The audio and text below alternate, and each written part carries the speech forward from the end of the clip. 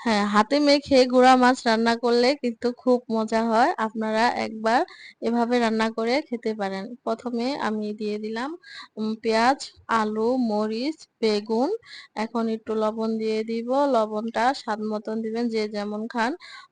তারপরে দিয়ে দিব শুকনা হলুদ, হলুদ গুঁড়া পরিমাণ মতো, ধনে গুঁড়া, তারপরে দিয়ে দিব তেল। তেলটা দিব কম, কারণ গুঁড়া মাছে কম দিলেই ভালো লাগে। তেল বেশি হলে যে স্বাদ হয় এমন কোনো কথা না।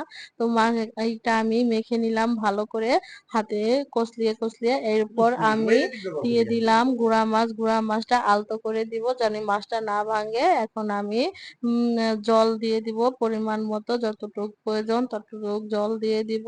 এটা কিন্তু আমি সম্পূর্ণ ধনেপাতা ছাড়া আর টমেটো ছাড়া রান্না করেছি। এভাবে রান্না করলেও কিন্তু খুব ভালো হয়। এখন আমি এটা রান্না করে নিব। এই তো দেখেন আমি চুলায় বসিয়ে দিয়েছি। চুলায় আমার উতাল এসে পড়েছে এবং ঠিক হয়েও গেছে, অর্ধেকটা প্রায় হয়েছে। এই তো আমার রান্নাটা এখন কমপ্লিট। Tata bye bye. সবাই ভালো থাকবেন আর কমেন্ট করে যাবেন। ধন্যবাদ।